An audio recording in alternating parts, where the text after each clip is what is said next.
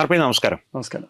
വെനിസ്വേലയിലെ പുതിയ സംഭവവികാസങ്ങൾ അല്ലെങ്കിൽ ആ വെനിസ്വേലയുടെ സംഭവവികാസങ്ങളുടെ പുതിയ തലങ്ങളാണ് ഇന്നത്തെ ഒരു ചർച്ചാ വിഷയം. ഇപ്പോൾ വെനിസ്വേലയിൽ അമേരിക്കയുടെ ഒരു കടന്നുകയറ്റമെന്ന് തന്നെ പറയാവുന്ന ആ സംഭവങ്ങളുടെ പുതിയ വിവരങ്ങൾ പുറത്തു വരുമ്പോൾ അതിൻ്റെ ഒരു പ്രത്യാഘാതങ്ങൾ അല്ലെങ്കിൽ അതിൻ്റെ ഒരു പരിണാമങ്ങൾ ആഗോള രാഷ്ട്രീയത്തിൽ, നമ്മുടെ ജിയോ പൊളിറ്റിക്സ് എന്ന് വിളിക്കുന്ന ആഗോള രാഷ്ട്രീയത്തിലും ലാറ്റിൻ അമേരിക്കൻ ഭൂഖണ്ഡത്തിലോ എങ്ങനെ അത് പ്രതിഫലിക്കുമെന്നുള്ളതിൻ്റെ പുതിയ വിവരങ്ങൾ എന്തൊക്കെയാണ് പറയുന്നത്? ആർപിയുടെ അഭിപ്രായം? തീർച്ചയായിട്ടും ഒരു രാജ്യത്തിന് നേരെ അമേരിക്ക നടത്തിയ ഒരു അധിനിവേശമായിട്ട് ഇതിനെ കാണാൻ പറ്റില്ല. കടന്നുകയറ്റമല്ല, അധിനിവേശം തന്നെയാണ്.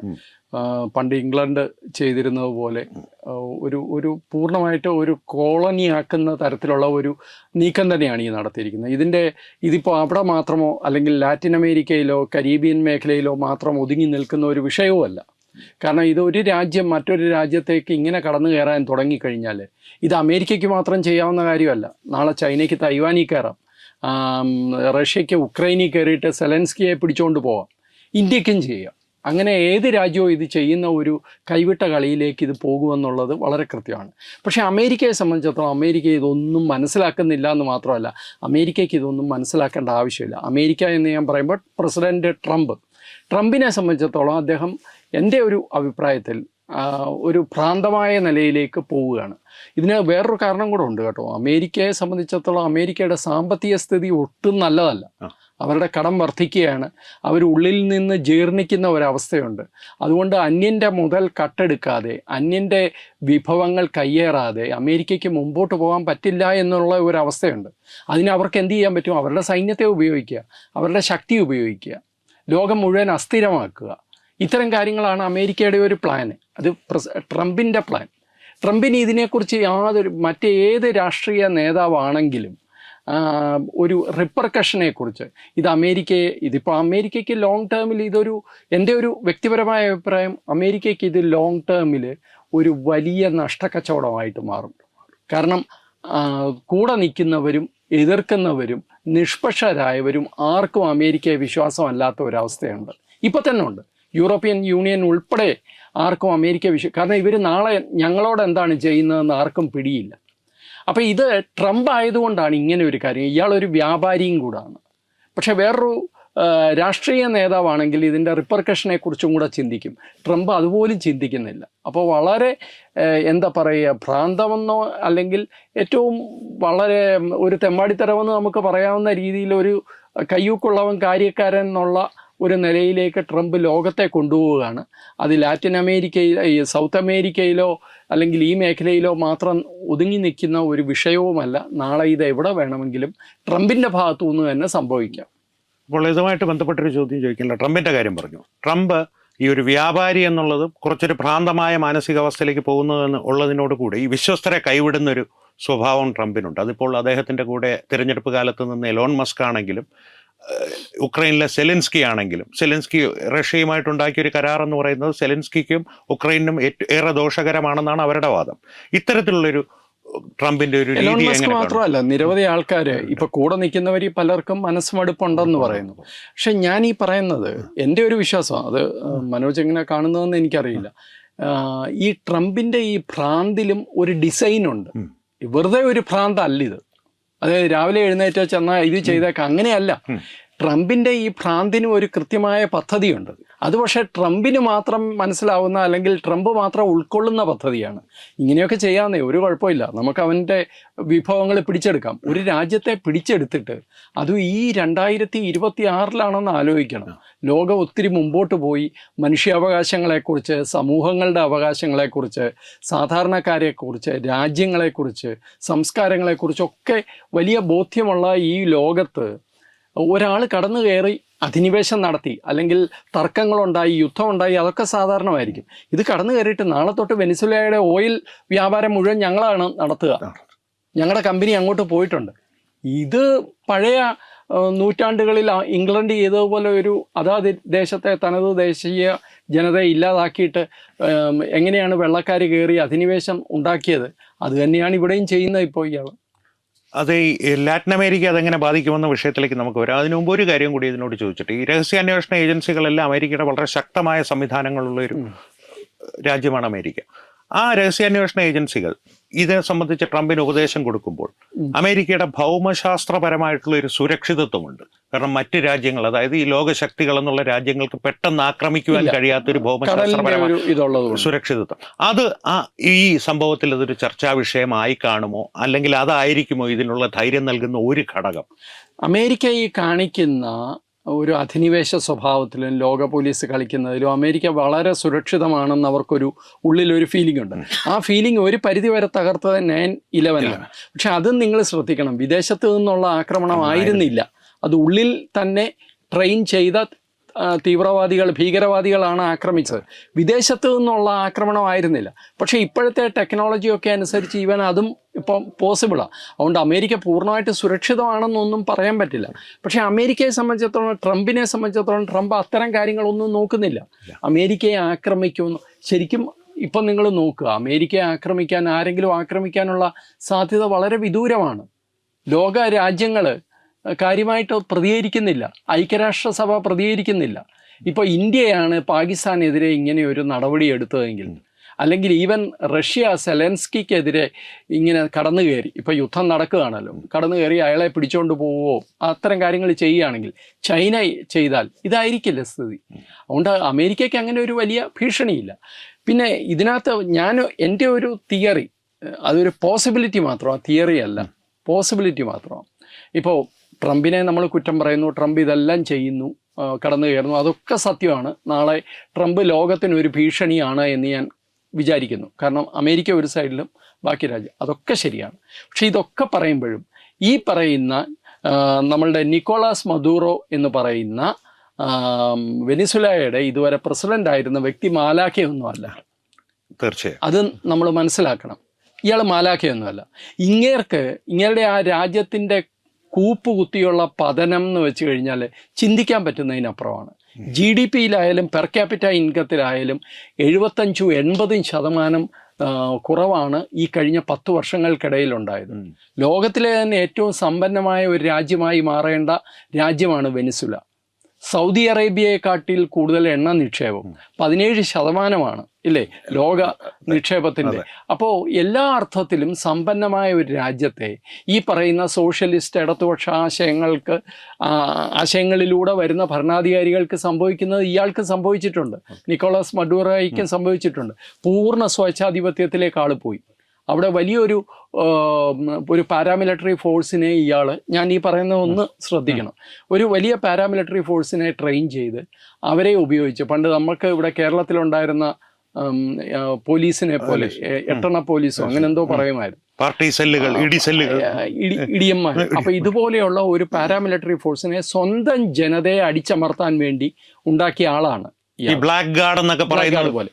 അവരെ ഉപയോഗിച്ച് എക്സ്ട്രാ ജുഡീഷ്യൽ കില്ലിങ്സ്, അറസ്റ്റുകൾ, കൊച്ചുകുട്ടികളെ വരെ പിടിച്ചുകൊണ്ട് പോകുന്നുണ്ട്, പലരും അപ്രത്യക്ഷമാവുന്നുണ്ട്. അപ്പോൾ ഒരു വശത്ത് സാമ്പത്തിക തകർച്ച, മറുവശത്ത് മനുഷ്യാവകാശ ലംഘനം, രാജ്യത്തെ 20% ജനങ്ങൾ പലായനം ചെയ്യുന്നു. അപ്പോൾ ഒരു രാജ്യം തകർച്ചയിലേക്ക് ഇങ്ങനെ കൂപ്പുകുത്തി വീണുകൊണ്ടിരിക്കുക. അപ്പോൾ അങ്ങനെ ഒരു രാജ്യത്തെ പക്ഷേ ഇനി എനിക്ക് മുമ്പോട്ട് കൊണ്ടുപോകാൻ പറ്റില്ല എന്ന് മഡൂറോയ്ക്ക് മനസ്സിലായിട്ടുണ്ടെങ്കിൽ ഇതെല്ലാം ഇവർ തമ്മിലുള്ള ഒരു അഡ്ജസ്റ്റ്മെന്റും ആകാൻ സാധ്യതയുണ്ടെന്ന് ഞാൻ പറഞ്ഞു വെക്കുകയാണ്. ഒരു പോസിബിലിറ്റി മാത്രം. കാരണം അയാൾക്ക് ആക്ച്വലി ഒരു സേഫ് എക്സിറ്റ് ആണ് കൊടുത്തിരിക്കുന്നത്. ഇയാളെ അല്ലെങ്കിൽ നാട്ടുകാർ തല്ലിക്കൊല്ലും. അപ്പോൾ ഇയാൾക്കൊരു സേഫ് എക്സിറ്റ് കൊടുക്കുകയും ചെയ്തു. അതേസമയത്ത് അമേരിക്കയുടെ കയ്യിൽ വെനിസുല അമേരിക്കയുടെ കൈപ്പിടിയിലാകുകയും ചെയ്തു. സിറിയയിൽ അസദിന് കൊടുത്തതിനോട് ഏകദേശം സമാനമായി അങ്ങനെ വേണമെങ്കിലും ചിന്തിക്കാം. ഇതിപ്പം സംഭവം നടന്നിട്ട് 3 ദിവസമേ ആയിട്ടുള്ളൂ. ഇനിയും കുറച്ച് ദിവസം കഴിയുമ്പോൾ അതിൻ്റെ സാധ്യതകൾ പുറത്തു വരും. ഞാനിത് ഇപ്പം പറയാൻ കാരണം താങ്കൾ എൻ്റെ അടുക്ക ഇൻ്റലിജൻസിൻ്റെ കാര്യം ചോദിച്ചുകൊണ്ടാണ്. ഇത് പെട്ടെന്നുണ്ടായ ഒരു അമേരിക്കൻ ആക്ഷനാണ് എന്ന് ഞാൻ വിശ്വസിക്കുന്നേയില്ല. ഇത് 1 വർഷമെങ്കിലുമായിട്ട് അമേരിക്ക ഇതിനു വേണ്ടി പ്രിപ്പയർ ചെയ്യുന്നുണ്ട്. അതായത് ട്രംപ് അധികാരത്തിൽ വന്നപ്പോൾ മുതൽ അമേരിക്ക ഇതിനു വേണ്ടി പ്രിപ്പറേഷൻ നടത്തുന്നുണ്ട്. അല്ലെങ്കിൽ ഇയാളെ കൃത്യമായിട്ട് അവിടുത്തെ സെല്ലുകളെ, ഇൻ്റലിജൻസിൻ്റെ CIA സെല്ലുകളെ ആക്ടിവേറ്റ് ചെയ്ത് ഇയാളുടെ നീക്കങ്ങളും മറ്റു കാര്യങ്ങളും ഒക്കെ മനസ്സിലാക്കി, ഇങ്ങേരുമായിട്ട് ഞാൻ നേരത്തെ പറഞ്ഞ ഡീലല്ല നടന്നിട്ടുള്ളതെങ്കിൽ തീർച്ചയായിട്ടും ഒരു വലിയ പ്രിപ്പറേഷൻ ഇക്കാര്യത്തിൽ നേരത്തെ തന്നെ നടന്നിട്ടുണ്ട്. ഇപ്പോൾ താങ്കൾ തന്നെ ഇന്ന് ഇപ്പോൾ ഈ ചർച്ച തുടങ്ങുന്നതിന് മുമ്പ് പറയായിരുന്നു, ഈ ഡെൽസി റോഡ്രിഗസും സഹോദരനും CIA സംസാരിക്കുന്നുണ്ട്, അറബ് രാജ്യങ്ങളുടെ മധ്യസ്ഥതയിൽ സംസാരിക്കുന്നു എന്ന് ഇപ്പോൾ വാർത്ത വന്നിട്ടുണ്ട്. അപ്പൊ അതിന്റെ അർത്ഥം എന്താണ്? ഇതെല്ലാം ഒരു പ്രീ പ്ലാൻഡ് സംഗതി ആയിരുന്നു എന്നാണുള്ളത്. അപ്പോൾ വിശ്വസ്തർ തന്നെ ചതിച്ചതാകുവാനും സാധ്യതയുണ്ട്. പക്ഷെ RP പറഞ്ഞൊരു പോസിബിലിറ്റിയിൽ ഞാൻ കാണുന്നൊരു സാധ്യത, അതൊരു തിയറി ആയിട്ട് വികസിക്കാനുള്ളൊരു സാധ്യത, പനാമയിൽ നൊറിയേഗയെ പിടിച്ചുകൊണ്ടുപോയപ്പോൾ കാലം വ്യത്യസ്തമാണ്, എന്നാൽ പോലും നൊറിയേഗയ്ക്ക് ലഭിച്ചൊരു ട്രീറ്റ്മെന്റ് അല്ല ഇപ്പോൾ ഇയാൾക്ക് ലഭിക്കുന്നത്, മഡൂറോയ്ക്ക് ലഭിക്കുന്നത്. കാരണം കൃത്യമായിട്ട് മാധ്യമങ്ങളുടെ മുമ്പിലൂടെ തന്നെ സംസാരിക്കുവാനും ഒക്കെ ആയിട്ട് മുറിവുകളൊക്കെ ഉണ്ടെങ്കിൽ തന്നെ മാധ്യമങ്ങളുടെ മുമ്പിലൂടെ കോടതിയിൽ ഹാജരാകുന്നു, അത് പരസ്യപ്പെടുത്തുന്നു അയാളുടെ വിധികൾ, ഇതെല്ലാം ഒരു വരുന്നുണ്ട്. അത് അപ്പോൾ അങ്ങനെ ഒരു സാധ്യതയുണ്ട്. കാരണം ഈ ജിയോ പൊളിറ്റിക്സിൽ എന്തൊക്കെയാണ് നാടകങ്ങൾ നടക്കുന്നതെന്ന് നമുക്ക് പറയാൻ പറ്റില്ല. അതുകൊണ്ട് വരുന്ന ദിവസങ്ങളിൽ മാത്രമേ അതറിയാൻ പറ്റൂ. പക്ഷേ ഈ ഇപ്പോഴത്തെ പ്രസിഡന്റ് ആയാലും, അതായത് വൈസ് പ്രസിഡന്റ് ഡെൽസി റോഡ്രിഗസ് ആയാലും മറിയ മച്ചോഡോ അവരായാലും ആരായാലും ഈ രാജ്യത്തെ അധികകാലം മുമ്പോട്ട് കൊണ്ടുപോകാൻ പറ്റുന്ന ഒരു അവസ്ഥയിലല്ല വെനിസുലയുടെ അവസ്ഥ എന്നുള്ളത് നമ്മൾ മനസ്സിലാക്കും. അവർക്ക് അമേരിക്കയുടെ പിന്തുണ കൂടിയേ കഴിയുള്ളൂ. അമേരിക്കയുടെ അല്ലെങ്കിൽ ആരുടെയെങ്കിലും ഇടപെടലില്ലാതെ ഈ രാജ്യം മുമ്പോട്ട് പോയില്ല എന്ന ഒരു അവസ്ഥയുണ്ടായിരുന്നു. ഇപ്പോഴത്തെ അവസ്ഥയിൽ ആഗോള രാഷ്ട്രീയ അവസ്ഥയിൽ അമേരിക്കയെ കടന്ന് മറ്റൊരു രാജ്യത്തിന് അവർക്കൊരു പിന്തുണ നൽകുവാൻ, അതായത് ഗ്രൗണ്ട് സപ്പോർട്ട് നൽകാൻ സാധ്യമല്ല. വേറെ ആരും ചെയ്യില്ല. കാരണം അമേരിക്ക ഇങ്ങനെ കണ്ണും നട്ട് ഇരിക്കുകയാണ്. അമേരിക്കയുടെ ഇപ്പൊ വെനിസുലയുടെ രാഷ്ട്രീയ അധികാരമല്ല അമേരിക്ക നോക്കുന്നത്, അവരുടെ പ്രകൃതി വിഭവങ്ങളും എണ്ണയുമാണ്. അപ്പൊ അത് വേറെ ഒരു രാജ്യത്തെ ആ ഭാഗത്തോട്ട് അടുക്കാൻ അമേരിക്ക ഒരു കാരണവശാലും അനുവദിക്കില്ല. അപ്പോൾ അത്തരത്തിലൊരു അവസ്ഥയിൽ ഈ വെനിസുലയ്ക്ക് എന്ത് സംഭവിച്ചാലും അമേരിക്കയ്ക്ക് പ്രശ്നമല്ല എന്നുള്ളൊരു രീതിയിൽ അമേരിക്ക അത് കൈകാര്യം ചെയ്യുമെന്നുള്ളത് ലോകരാഷ്ട്രങ്ങൾക്ക് അറിയാവുന്ന കാര്യമായിരിക്കും. അതുമായിട്ട് ബന്ധപ്പെട്ട് തന്നെ ഈ വെനിസുല മാത്രമല്ല, ഇപ്പോൾ കൊളംബിയ ആണെങ്കിലും കൊളംബിയയിലെ പ്രസിഡന്റ് ഗുസ്താവോ പെട്രോ അമേരിക്കയ്ക്കെതിരെ സായുധ പോരാട്ടം നടത്തുമെന്ന് പ്രഖ്യാപിച്ചിട്ടുണ്ടെങ്കിൽ തന്നെ ഗ്രീൻലാൻഡ്, കൊളംബിയ, ക്യൂബ, മെക്സിക്കോ ഈ രാജ്യങ്ങളുടെ മേലെല്ലാം തന്നെ ട്രംപ് ഭീഷണി മുഴക്കിയിട്ടുണ്ട്. തീർച്ചയായിട്ടും ഇത് നടക്കാൻ പോകുന്ന കാര്യമാണ്, വെറും ഭീഷണി അല്ല. ക്യൂബ എന്തായാലും വീഴും, അതിനകത്ത് യാതൊരു സംശയമില്ല. കാരണം വെനിസുലയിലെ ഓയിൽ ഇല്ലാതെ ക്യൂബയ്ക്ക് നിലനിൽപ്പില്ല. ക്യൂബയ്ക്കെതിരെ അടിയിൽ കൂടെ പണിയാവുന്ന പണിയെല്ലാം അമേരിക്ക ചെയ്തിട്ടുമുണ്ട്. അതുകൊണ്ട് ക്യൂബ വീഴുമെന്നുള്ള കാര്യത്തിൽ സംശയമില്ല. ഗ്രീൻലാൻഡ് ഈ പോക്ക് പോവുകയാണെങ്കിൽ ട്രംപ് പിടിച്ചെടുക്കും. ട്രംപ് അത് പിടിച്ചെടുക്കുമ്പോൾ ഡെൻമാർക്കിന്റെ കയ്യിലാണല്ലോ ഉടമസ്ഥാവകാശം. അപ്പോൾ തീർച്ചയായിട്ടും യൂറോപ്യൻ യൂണിയൻ ഇടയാൻ സാധ്യതയുണ്ട്. പക്ഷെ അതൊന്നും ട്രംപിന് അതൊരു വിഷയമാകുമെന്ന് എനിക്ക് തോന്നുന്നില്ല. കാരണം നമ്മൾ നേരത്തെ പറഞ്ഞ പോലെ മിത്രത്തെ ശത്രുവാക്കുന്ന ഒരു പ്രത്യേക വൈഭവമുണ്ട്. എന്തു വന്നാലും അമേരിക്കൻ താല്പര്യങ്ങൾ സംരക്ഷിക്കുക, ഞങ്ങളുടെ താല്പര്യങ്ങൾ സംരക്ഷിക്കുക, ഞങ്ങൾക്ക് ആവശ്യത്തിനെല്ലാം ഉണ്ടാകുക, ഈ ഒരു നിലയിലേക്ക് അമേരിക്ക ലോകത്തെ കൊണ്ടുപോവുകയാണ്. അപ്പോൾ ആ നിലയ്ക്ക് നോക്കിക്കഴിഞ്ഞാൽ ഡെൻമാർക്കിനെ ഒരു പരിധിവരെ ശത്രുപക്ഷത്താക്കിയാൽ പോലും ഈ ഗ്രീൻലാൻഡ് ഇയാൾ പിടിച്ചെടുക്കും. കാരണം എന്ന് വെച്ച് കഴിഞ്ഞാൽ ഗ്രീൻലാൻഡ് പിടിച്ചെടുത്തു കഴിഞ്ഞാൽ ഈ ആർട്ടിക് മേഖല മുഴുവൻ, അവിടെ പിടിച്ചെടുക്കുന്നത് പ്രകൃതി വിഭവങ്ങളെന്നല്ല പറയുന്നത്, സുരക്ഷിതത്വമാണ് പറയുന്നത്. ആർട്ടിക് മേഖല മുഴുവൻ, ആ ഒരു ചുറ്റോടി ചുറ്റും മേഖല മുഴുവൻ അമേരിക്കയുടെ കയ്യിലാവും, നിയന്ത്രണത്തിലാവും. അത് വലിയ അപകടകരമായ ഒരു നിലയിലേക്കാണ്. നാവിക ആകാശ മേധാവിത്വം അവർക്ക് പൂർണ്ണമായിട്ട് അവര് വേറെ വലിയ പ്ലാനിങ് ഉണ്ടെന്നാണ് എനിക്ക് തോന്നുന്നത്. അതിനു വേണ്ടിയിട്ടുള്ള ചിട്ടപ്പെടുത്തലാണ് ഈ നടക്കുന്നതല്ല. അപ്പോൾ ട്രംപ് മാത്രമല്ല ഇതിന്റെ പിന്നിൽ, ശരിക്കും ഒരു ഡീപ് സ്റ്റേറ്റ് തന്നെ പ്രവർത്തിക്കുന്നുണ്ടെന്ന് വേണമെങ്കിൽ പറയാം. ഇതും ഞാൻ ഈ പറയുന്ന പോലെ എൻ്റെ ഒരു തിയറിയാണ്. ഇപ്പൊ റിപ്പബ്ലിക്കൻ വന്നാലും ഡെമോക്രാറ്റിക് പാർട്ടി എന്നുള്ള ആൾ വന്നാലും, ഇപ്പം മംദാനിയ വന്നാലും ട്രംപ് വന്നാലും, ഇവരെല്ലാം ഡീപ് സ്റ്റേറ്റിൻ്റെ ഓരോരോ മുഖങ്ങളായിട്ടാണ് ഞാൻ കാണുന്നത്. തീർച്ചയായിട്ടും മനസ്സിലായില്ലേ? ഈ ഡീപ് സ്റ്റേറ്റ് ആണ് രാജ്യം ഭരിക്കുന്നത്. ആ ഡീപ് സ്റ്റേറ്റിന് പ്രത്യേക രാഷ്ട്രീയ താല്പര്യങ്ങളോ അല്ലെങ്കിൽ മമതയോ അല്ലെങ്കിൽ ശത്രുതയോ ഒന്നുമില്ല. അവർക്ക് അവരുടെ കൃത്യമായ പ്ലാനിങ്ങിലൂടെ വളരെ കോൾഡാണ്, വളരെ ഈ പറയുന്ന പോലെ ഒരു തരത്തിലുള്ള സഹതാപമോ മാനുഷിക വികാരങ്ങളോ ഇല്ലാതെ സ്വന്തം അജണ്ട വെച്ച് പോകുന്ന ആൾക്കാരാണ്. അവർക്ക് വേറെ ഒന്നുമില്ല. അപ്പോൾ ആ ഒരു ഡീപ് സ്റ്റേറ്റിൻ്റെ കയ്യിലാണ് ഈ രാജ്യം എന്നാണ് എനിക്ക് തോന്നുന്നത്. ഇപ്പം മംദാനി അങ്ങേര് ഒരു ബഹളം ഉണ്ടാക്കും, അല്ലെങ്കിൽ ഒരു പ്രസ്താവന ഇറക്കും, എന്ത് ചെയ്യാനാണ്? ഒന്നും ചെയ്യാനില്ല. ഇപ്പുറത്ത് ഒബാമ വന്നിട്ടും എന്തെങ്കിലും മാറ്റം ഉണ്ടായോ? ഒന്നും ഉണ്ടായില്ല. അപ്പോൾ ഒബാമ വരുമ്പോൾ വലിയൊരു മാറ്റമാണ് എല്ലാവരും വലിയ രീതിയിൽ പ്രതീക്ഷിച്ചത്. ഒബാമ പ്രസിഡന്റായിട്ട് അങ്ങനെ കാര്യമായ ഏറ്റവും കൂടുതൽ യുദ്ധങ്ങൾ നടന്ന ഒബാമയുടെ കാലത്താണ്. അപ്പോൾ ഈ ട്രംപിനെ കുറിച്ച് നമുക്ക് ട്രംപ് ഇത്രയും ഭ്രാന്തനാണ് മറ്റു കാര്യങ്ങളൊക്കെ പറയുമ്പോഴും ട്രംപ് ലോക സമാധാനത്തിന് വേണ്ടി നിൽക്കുന്നത്, അതായത് വ്യാപാരം ആണല്ലോ എൻ്റെ മുഖ്യം, അതുകൊണ്ട് സമാധാനം ഉള്ളിടത്തെ വ്യാപാരം നടക്കുള്ളൂ, അതുകൊണ്ട് സമാധാനത്തിന് വേണ്ടി ട്രംപ് നിൽക്കുമെന്നൊക്കെ പ്രതീക്ഷിച്ച ആൾക്കാരുണ്ട്. അവരെയും പുള്ളി പറ്റിച്ചു എന്നാണ് മനസ്സിലാക്കേണ്ടത്. കാരണം കഴിഞ്ഞ 12 മാസങ്ങൾക്കിടയിൽ പുള്ളി പല രാജ്യങ്ങളിലും ഇടപെട്ടു എന്ന് മാത്രമല്ല പല രാജ്യങ്ങളിലും ശക്തി ഉപയോഗിക്കുകയും ചെയ്തിട്ടുണ്ട്, ഇല്ലേ? പല രാജ്യങ്ങളിലും, ഇറാൻ ഉൾപ്പെടെ സൊമാലിയ ഉൾപ്പെടെ അങ്ങനെ പല രാജ്യങ്ങളിലും, സിറിയ, അപ്പോൾ ഇങ്ങനെ പല രാജ്യങ്ങളിലും ഇടപെടലും മറ്റു കാര്യങ്ങളും ചെയ്യുന്നുമുണ്ട്. അതുകൊണ്ട് എല്ലാ അർത്ഥത്തിലും വലിയ അപകടകരമായ നിലയിലേക്കാണ് ഈ ലോകം പോകുന്നത് 2026. ആ ഒരു ഇതുമായിട്ട് ബന്ധപ്പെട്ട് നമ്മുടെ പരിപാടി അവസാനിപ്പിക്കുന്നതിന് മുമ്പ് ലാറ്റിൻ അമേരിക്കയിൽ നിന്ന് നമുക്ക് ഏഷ്യയിലേക്ക് വരാം, പ്രത്യേകിച്ച് നമ്മുടെ ഭാരതത്തിലേക്ക്. ട്രംപ് വളരെ വ്യക്തമായിട്ട് തന്നെ എയർഫോഴ്സ് 1-ൽ വെച്ചൊരു നരേന്ദ്രമോദിയെക്കുറിച്ച് പ്രസ്താവന നടത്തിയിരുന്നു. വളരെ നല്ല മനുഷ്യനാണ്, പക്ഷേ മോദിക്ക് ഞാൻ നല്ല മനുഷ്യനാണെന്ന് ട്രംപ് പറയുന്നത് സൂക്ഷിക്കണം. പക്ഷെ മോദിക്ക് ഞാൻ മുന്നറിയിപ്പ് നൽകിയിട്ടുണ്ട്, ഇനിയും താരിഫുകൾ കൂട്ടുമെന്നുള്ളൊരു ഭീഷണിയുടെ സ്വരം തന്നെ ട്രംപ് പറഞ്ഞിട്ടുണ്ട്. ഒപ്പം ട്രംപിനോടൊപ്പം ഉണ്ടായിരുന്ന ലിൻസി ഗ്രഹാം എന്ന സെനറ്റർ, നമ്മുടെ ഭാരതത്തിൻ്റെ US അംബാസിഡർ വിനയ് കത്ര, അദ്ദേഹത്തോട് താരിഫ് കുറയ്ക്കാൻ അപേക്ഷിച്ചു ഇന്ത്യൻ ഹൗസിൽ വെച്ച്, അതായത് അംബാസിഡറിന്റെ ഔദ്യോഗിക വസതിയിൽ വെച്ച് നടന്നൊരു ചടങ്ങിൽ അപേക്ഷിച്ചു എന്നൊരു വെടിയും പൊട്ടിച്ചിട്ടുണ്ട്. ഇതിനെ എങ്ങനെ കാണും? അല്ല, തീർച്ചയായിട്ടും ഇന്ത്യ ഒരു ടാർഗറ്റ് തന്നെയാണല്ലോ, അതിനകത്ത് യാതൊരു സംശയമില്ല. അമേരിക്കയുടെ ഈ ഒരു പ്ലാൻ ഒന്ന് എടുത്തു നോക്കിക്കഴിഞ്ഞാൽ നിങ്ങൾക്ക് കൃത്യമായിട്ട് ഒരു കാര്യം മനസ്സിലാവും. അമേരിക്ക രാജ്യങ്ങളോട് ചെയ്യുന്ന 3 തരത്തിലാണ്. ഒന്ന്, സാങ്ഷൻസ്, ഉപരോധം ഏർപ്പെടുത്തുക. 2, ആ രാജ്യത്തെ സർക്കാരിനെ, ഭരണ സംവിധാനത്തെ ഡിസ്ക്രെഡിറ്റ് ചെയ്യുക, അവരെ ഒരു വിലയില്ലാതാക്കുക, അവരുടെ വിശ്വാസ്യത നശിപ്പിക്കുക, രണ്ടാമത്തെ കാര്യം. 3ാമത് ഫോഴ്സ് ഉപയോഗിക്കുക. ഈ 3 കാര്യങ്ങളാണ് ഒരർത്ഥത്തിൽ അല്ലെങ്കിൽ വേറൊരു രീതിയിൽ എല്ലാ സ്ഥലങ്ങളിലും ഇദ്ദേഹം നടപ്പാക്കുന്നത്. ലോകത്തെ മുഴുവൻ അസ്ഥിരമാക്കുകയും അമേരിക്കയുടെ ഒരു സ്റ്റെബിലിറ്റി ഉറപ്പിക്കുകയും ചെയ്യുകയാണ് ട്രംപ് ചെയ്യുന്നത്. അപ്പോൾ അതിൻ്റെ ഭാഗമായിട്ട് ഭാരതവും ചൈനയും ടാർഗറ്റ് തന്നെയാണ്. അപ്പോൾ ഈ മേഖലയിൽ അമേരിക്കയ്ക്ക് സ്വാധീനം കൊണ്ടുവരേണ്ട ആവശ്യമുണ്ട്. ആ സ്വാധീനം കൊണ്ടുവരുന്നതിൻ്റെ ഭാഗമായിട്ട് ഈ മേഖലയിൽ മുഴുവൻ അസ്ഥിരതയുണ്ടാക്കാൻ ട്രംപ് ശ്രമിക്കുന്നുണ്ട് കഴിഞ്ഞ കുറേ കാലമായിട്ട്. നമുക്ക് നോക്കിയാൽ അറിയാം, ശ്രീലങ്ക ആയാലും ബംഗ്ലാദേശ് ആയാലും നേപ്പാൾ ആയാലും ഈ പറയുന്ന അഫ്ഗാനിസ്ഥാൻ ആയാലും പാകിസ്ഥാൻ ആയാലും എല്ലായിടത്തും ട്രംപ് പ്രോബ്ലംസ് ഉണ്ടാക്കുന്നുണ്ട്.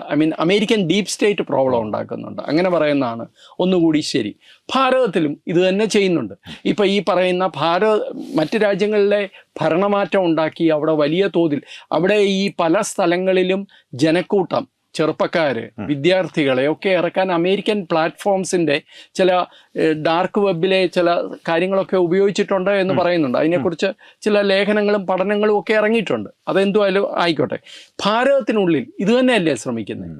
ഭാരതത്തിനുള്ളിൽ നരേന്ദ്രമോദി സർക്കാർ ലെജിറ്റിമേറ്റ് അല്ല, ഇവർ വോട്ട് ചോരി നടത്തിയാണ് അധികാരത്തിൽ ഇരിക്കുന്നത് എന്ന് പറഞ്ഞ് ജനങ്ങളെ വിശ്വസിപ്പിക്കാൻ വലിയ തോതിൽ ശ്രമം നടത്തുന്നുണ്ട്. വോട്ട് ചോരി എന്ന് ഇങ്ങനെ ആവർത്തിച്ച് പറഞ്ഞ് നടക്കുന്ന ഒരു പ്രതിപക്ഷ നേതാവ് നമ്മുടെ രാജ്യത്തുണ്ട്. കർഷക സമരം തൊട്ട് ഏത് സമരമായാലും, ഭാഷാ സമരം, കർഷക സമരം, അങ്ങനെ ഏത് വിഷയത്തിൽ സമരം ഉണ്ടായാലും അതെല്ലാം കേന്ദ്ര സർക്കാരിനെതിരെ തിരിക്കുക, ഇതൊരു കലാപമാക്കി മാറ്റുക. ഇപ്പോൾ CAA സമരം വന്നു. CAA സമരത്തിൽ ദില്ലിയിലൊരു വലിയ കലാപമാണ് പ്ലാൻ ചെയ്തത്, അല്ലേ? ഡൽഹിയിൽ കലാപം നടത്തുന്ന ആൾക്കാർ, അത് ഒമർ ഖാലിദ് ആയാലും ഷർജിൽ ഇമാം ആയാലും, അവർ സംസാരിക്കുന്നത് നോർത്ത് ഈസ്റ്റിനെ കട്ട് ചെയ്യുന്നതിനെ കുറിച്ചാണ്. നോർത്ത് ഈസ്റ്റ് എങ്ങനെ ഭാരതത്തിൽ നിന്ന് കട്ട് ചെയ്യാം എന്നാണ് പറയുന്നത്. അപ്പോൾ ഇതെല്ലാം ബേസിക്കായിട്ട് ഇന്ത്യയുടെ ഒരു ഇൻറ്റഗ്രിറ്റിക്ക് എതിരായിട്ടും ഇന്ത്യയിലെ ഭരണ സംവിധാനത്തെ തകർക്കാനും ലക്ഷ്യം വെച്ചുള്ളതാണ്. രാഷ്ട്രീയം കാണാതെ, രാഷ്ട്രീയത്തിന് അതീതമായിട്ട് ഈ വിഷയത്തിൽ ഒരുമിച്ച് നിന്നില്ലെങ്കിൽ ഇതൊരു വലിയ അപകടത്തിലേക്ക് പോകുമെന്നുള്ള കാര്യത്തിൽ യാതൊരു സംശയമില്ല. അവസാനമായി, വെനസ്വേലയുടെ പശ്ചാത്തലത്തിൽ ഇന്ത്യയിലെ ഈ ഡീപ് സ്റ്റേറ്റിന്റെ ഉപജാപക സംഘങ്ങൾ കൂടുതൽ സജീവമാകുവാനുള്ള സാധ്യതയുണ്ടോ 2020? എൻ്റെ അഭിപ്രായത്തിൽ ഉണ്ട് എന്ന് തന്നെയാണ്. പക്ഷേ ഈ വെനസ്വേലയിൽ കാണിച്ച പോലുള്ള ഒരു എടുത്തിയാട്ടമൊന്നും ഇന്ത്യയുടെ കാര്യത്തിൽ ചെയ്യില്ല. കാരണം എന്ന് വെച്ച് കഴിഞ്ഞാൽ, ഒന്ന്, ഇന്ത്യ ന്യൂക്ലിയർ സ്റ്റേറ്റ് ആണ്. 2, ഇന്ത്യ വലിപ്പത്തിലും സൈനിക ശക്തിയിലും വലിയ ഒരു സ്ഥാനമുള്ളതാണ്. 3, ഇവിടെ ഭരിക്കുന്നത് മഡൂറോയെ പോലെയുള്ള ആൾക്കാരല്ല. അതുകൊണ്ട് ഇന്ത്യയിൽ അങ്ങനെ ഒരു എടുത്തിയാട്ടത്തിന് അമേരിക്ക ശ്രമിക്കുമെന്ന് നമുക്ക് വിശ്വസിക്കാൻ പറ്റില്ല. അങ്ങനെ എന്തെങ്കിലും സംഭവിച്ചു കഴിഞ്ഞാൽ പിന്നെ ലോകം മറ്റൊരു തലത്തിലേക്ക് പോകും. പക്ഷെ അങ്ങനെ സംഭവിക്കാൻ സാധ്യതയില്ല. പക്ഷേ അസ്ഥിരപ്പെടുത്താൻ, ആന്തരികമായിട്ടുള്ള ആളുകളെ ഡിസ്ക്രെഡിറ്റ് ചെയ്യാൻ, അതായത് വിശ്വാസ്യത കളയാൻ, ഓരോ ഇപ്പൊ കഴിഞ്ഞ ദിവസം തന്നെ എയിംസ്റ്റൈൻ മറ്റേ ഫയൽ വരുന്നു, മോദി രാജിവെക്കാൻ, എപ്സ്റ്റീൻ ഫയൽസ് വരുന്നു, മോദി രാജിവെക്കാൻ പോകുന്നു, മോദിക്കെതിരെ ഭയങ്കര സംഭവങ്ങൾ അതിനകത്തുണ്ട്, ഫോട്ടോയുണ്ട്. മോദി രാജിവെക്കുമെന്നും പറഞ്ഞു കോൺഗ്രസിന്റെയും ഉദ്ധവ് താക്കറെ ശിവസേനയുടെയും ഒക്കെ ആൾക്കാർ പത്രസമ്മേളനം, സഞ്ജയ് റാവത്ത്. എന്നിട്ട് എന്ത് സംഭവിച്ചു? BJP-യുമായിട്ട് ബന്ധമുണ്ടെന്ന് പറയുന്നവർ തന്നെ പറഞ്ഞിരുന്നു, അവരെയൊന്നും ഇപ്പൊ കാണാനില്ല. ഒരക്ഷരം മിണ്ടാട്ടമില്ല, ഒരക്ഷരം മിണ്ടാട്ടം. അപ്പൊ എല്ലാ ചെറിയ കാര്യങ്ങളിൽ പോലും ഭാരതത്തെ ഡിസ്ക്രെഡിറ്റ് ചെയ്യാൻ, മോദിയെ ഡിസ്ക്രെഡിറ്റ് ചെയ്യാൻ, ഭാരതത്തിൽ അസ്ഥിരത ഉണ്ടാക്കാൻ ഇവർ ശ്രമിച്ചുകൊണ്ടിരിക്കും. അത് 2026 ഞാൻ നേരത്തെയും പറഞ്ഞ പോലെ 2026 ഭാരതത്തെ സംബന്ധിച്ചിടത്തോളം ഒരു വലിയ പരീക്ഷണം തന്നെയായിരിക്കും എന്നുള്ള കാര്യത്തിൽ സംശയമുണ്ട്. ഭാരതീയർ ജാഗരൂകരാകേണ്ട, നമ്മൾ ജാഗരൂകരാകുക, നമ്മൾ സ്വയം ശാക്തീകരണം നടത്തുക, വിദേശത്തെ പ്ലാറ്റ്ഫോമുകളിൽ, അത് സാമൂഹ്യ മാധ്യമങ്ങൾ ഉൾപ്പെടെ എല്ലാ അർത്ഥത്തിലും എല്ലാത്തിലുമുള്ള ഡിപ്പെൻഡൻസ് കുറയ്ക്കുക. ഇതൊക്കെ ചെയ്താൽ മാത്രമേ, കാരണം നമ്മളുടെ സാമ്പത്തിക രംഗമായാലും നമ്മളുടെ മറ്റേത് രംഗമായാലും ടെക്നോളജി ആയാലും നമ്മൾക്ക് സ്വന്തമായിട്ട് അതിൽ ഒരു ബലം ഇല്ലെങ്കിൽ നമ്മൾ പെട്ടുപോകാൻ സാധ്യതയുണ്ട്. തീർച്ചയായും. വളരെ നന്ദി ആർ പി. നമസ്കാരം.